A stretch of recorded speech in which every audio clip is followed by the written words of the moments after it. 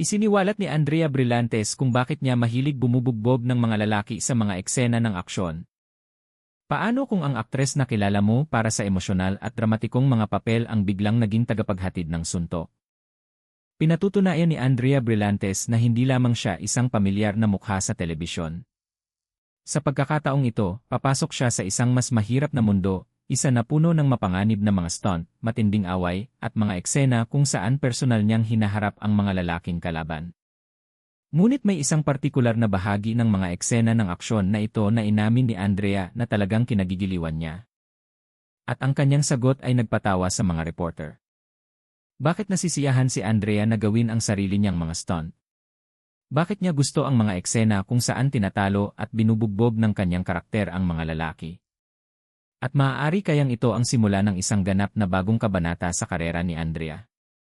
Panahon ng aksyon ni Andrea. Patuloy na ipinapakita ni Andrea Brillantes ang ibang panig ng kanyang sarili sa pamamagitan ng seryeng Miss 5 at Netflix na E-Secret in Prague, kung saan kasama niya si Enrique Gil. Sa serye, ginagampanan ni Andrea si Chayara, ang anak ng isang pinuno ng mafia. Ang papel na yun pa lamang ay nagpapahiwatig na hindi dapat asahan ng mga manonood ang karaniwang si Andrea. Maligayang pagbabalik sa Star Pulse fam. Ang kanyang karakter ay napapalibutan ng panganib, kapangyarihan, mga sikreto, at aksyon. At tila, nagkakasiyahan si Andrea dito. Sa isang panayam sa media bago ang Tara Kapatid, 2026 Mid-Year Media and Trade Celebration na ginanap sa NIE Studio ng E5 noong Agosto 6. Ibinahagi ni Andrea ang kanyang karanasan sa pag-film ng mga eksenang puno ng aksyon. Isang bagay ang naging malinaw. Hindi siya agad humihingi ng doble kapag pakiramdam niya ay kaya niya ang stunt mismo. Sa halip, gusto ni Andrea na maranasan mismo ang aksyon. Iyan sagot ni nagpatawa ay lahat. Ipinaliwanag ni Andrea na talagang nasisiyahan siya sa hamon. Para sa kanya, habang mas mahirap ang stunt, mas nagiging kasya siya ito kapag nagawa niya ito ng mag-isa. At pagkatapos ay dumating ang bahaging nakakuha ng atensyon ng lahat. Inamin ni Andrea na nasisiyahan siya sa mga eksena kung saan nananalo ang kanyang karakter sa mga laban sa mga lalaking karakter. Nagbiro pa siya tungkol sa kasiyahan sa pakiramdam kapag siya ang natatalo sa kanila. Natural na nagtulak ito sa mga reporter na magtanong ng halatang kasunod na tanong. Mayroon bang partikular na lalaki sa kanyang personal na buhay na naisip niya habang kinukunan ang mga eksenang iyon? Ang tugon ni Andrea. Talagang hindi. Tinawanan niya ang tanong at ipinaliwanag na walang sinumang partikular sa likod ng mga eksena ng aksyon. Para sa kanya, masaya lang ito dahil sa papel. At ang tugon na iyon ay nagsasabi sa atin ng isang bagay na interesante tungkol sa pamamaraan ni Andrea sa pag-arte.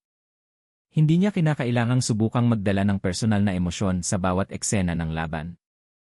Sa halip, tila niyayakap niya ang pisikal na hamon ng pagganap ng isang karakter na kayang lumaban at manalo. Walang doble.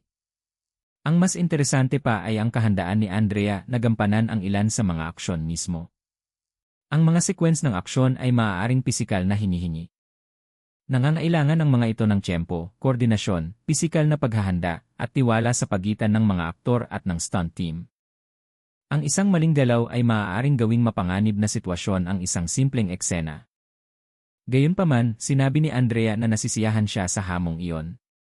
Sa halip na basta tumayo habang ginagawa ng ibang tao ang mahihirap na galaw, gusto niyang maramdaman na siya ay talagang bahagi ng aksyon. At maaaring iyon ang isang dahilan kung bakit nakikita ng mga manonood ang isang mas mature at may kumpiyansang si Andrea sa screen. Tumawag muli Ben Europa. Ngunit hindi doon natatapos ang aksyon. Inihayag ni Andrea na babalik siya sa Europa kasama ang ilang miyembro ng cast ng E-Secret in Prague para sa mas maraming paggawa ng pelikula. Nangangahulugan ito na maaaring marami pa ring sorpresa ang naghihintay sa mga manonood.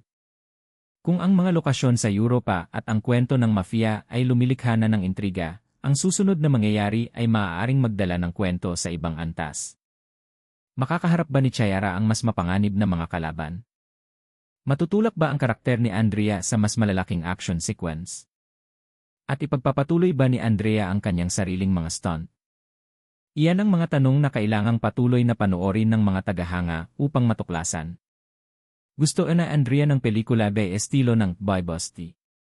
Kapansin-pansin, alam na ni Andrea kung anong uri ng proyekto ang gusto niyang gawin kung darating ang pagkakataon. Nang tanungin tungkol sa pagbibida sa isang action movie, nagpahayag siya ng interes sa isang bagay na katulad ng Boy Boss, ang matinding action film na sikat na pinangunahan ni Ann Curtis. Iyan ay isang pangunahing palatandaan tungkol sa direksyon na maaaring gustong tuklasin ni Andrea.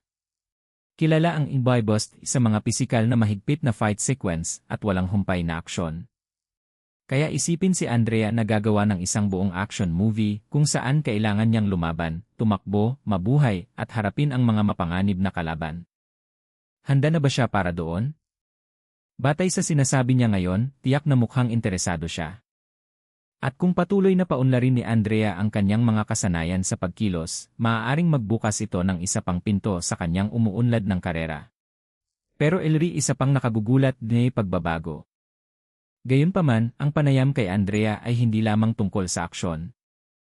May isa pang revelasyon na nagpakita kung gaano niya pinaniniwalaang nagbago na siya. At nakakagulat, wala itong kinalaman sa pag-arte. May kinalaman ito sa pera.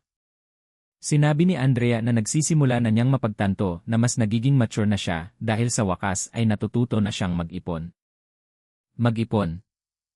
Pabirong inamin ng aktres na nagsimula na siyang mag-isip ng mabuti bago bumili ng mga bagay. At mayroong isang napaka-espesipikong dahilan. Mga paninda ng K-pop at K-drama. Mula bilhin na. Hanggang sulit eki.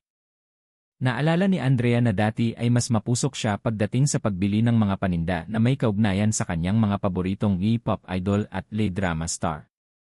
Dati ang kanyang reaksyon ay, "Gusto ko? Bilhin mo." Pero ngayon, iba na ang tanong niya sa sarili. Sulit ba talaga? Maaaring parang ordinaryo lang ang simpleng tanong na yan, pero para kay Andrea, patunay ito na nagbabago na siya. Nagiging mas malay na siya kung paano niya ginagastos ang pera niya.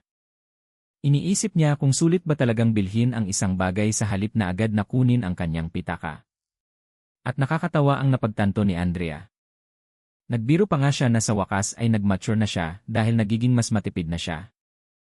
Mula ay action stunts hanggang tunay na pagkataon. At marahil iyon ang pinaka-interesante na bahagi ng kamakailang kabanata ni Andrea.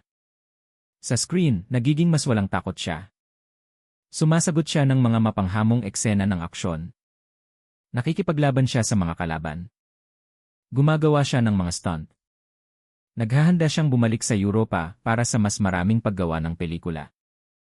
Pero sa labas ng screen, nagiging mas maingat na siya. Iniisip niya ang pera. Kinu-question niya ang mga binibili.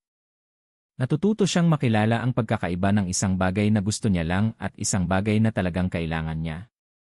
Halos kabaligtaran ito ng kanyang action star na persona. Sa screen, walang takot. Wala sa screen, sulit ba talaga? At ang pagkakaibang iyon ang lalong nagpapa-interes sa kasalukuyang panahon ng karera ni Andrea.